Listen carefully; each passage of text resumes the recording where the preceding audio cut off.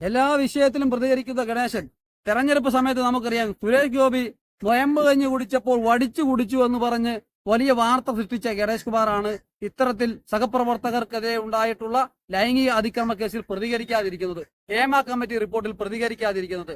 അതിന്റെ അർത്ഥം എല്ലാ ആളുകൾക്കും മനസ്സിലായി കഴിഞ്ഞു, തന്റെ പേരും വേട്ടക്കാർക്കൊപ്പമുണ്ട് എന്നുള്ള തിരിച്ചറിവാണെന്നുള്ളത്. നമസ്കാരം.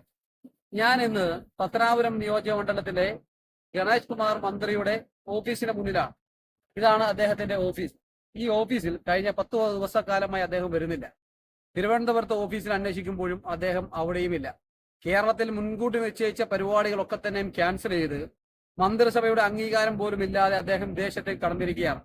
കാരണം എനിക്കും നിങ്ങൾക്കും അറിയാം, കേരളത്തിൽ ഒരു പട്ടി ചത്തതിനെ കുറിച്ച് അഭിപ്രായം ചോദിച്ചാൽ പോലും പറയുന്ന ഗണേഷ് കുമാർ മന്ത്രി കഴിഞ്ഞ കുറച്ച് ദിവസങ്ങളായി അമ്മ താരസംഘടനയുമായി ബന്ധപ്പെട്ട് ചലച്ചിത്ര മേഖലയിൽ പ്രവർത്തിക്കുന്ന സഹപ്രവർത്തകർക്കുണ്ടായ അനുഭവങ്ങളെ കുറിച്ച് തുറന്നു പറഞ്ഞിരിക്കുകയാണ്.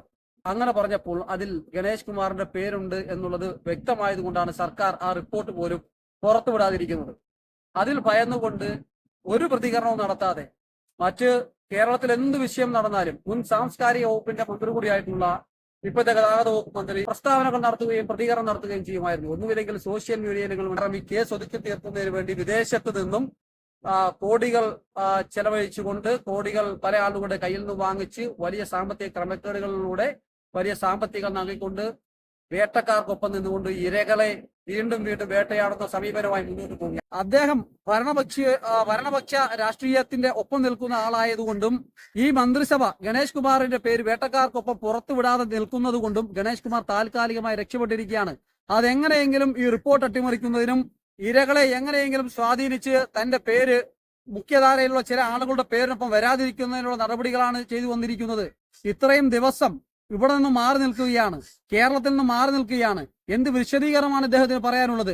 ചെറിയ ഒരു വിഷയമുണ്ടെങ്കിൽ പോലും സോഷ്യൽ മീഡിയയെ വിളിച്ചു വരുത്തി പത്രസമ്മേളനം നടത്തുന്ന ഗണേഷ് കുമാർ ഇത്രയേറെ വലിയ വിഷയമുണ്ടായിട്ട്, സഹപ്രവർത്തകരായിട്ടുള്ള സിനിമാ താരങ്ങൾക്ക് ഇത്രയേറെ പീഡനങ്ങൾ ഉണ്ടായിട്ട്, ദുരനുഭവങ്ങൾ ഉണ്ടായിട്ട് വാക്കുകൊണ്ടൊരു സ്റ്റേറ്റ്മെന്റ് പോലും ഇറക്കാൻ തയ്യാറാകാത്തത്, അങ്ങനെ ഇറക്കിയാൽ തന്റെ മന്ത്രിസ്ഥാനം നഷ്ടമാകുമെന്നും മുകേഷ് MLA-ക്കെതിരെ എടുത്ത വകുപ്പുകൾ പ്രകാരം IPC 376 പീഡന കുറ്റവും 354 ഔട്ട്ഡേണിംഗ് മോഡസ്റ്റിയും ഒക്കെ ഗണേഷ് കുമാറിനെതിരെ പോലീസ് എടുക്കും എന്നുള്ള തിരിച്ചറിവുള്ളത് കൊണ്ട് അട്ടിമറിക്കുന്നതിന് വേണ്ടി വിദേശത്തേക്ക് കടന്നിരിക്കുകയാണ്.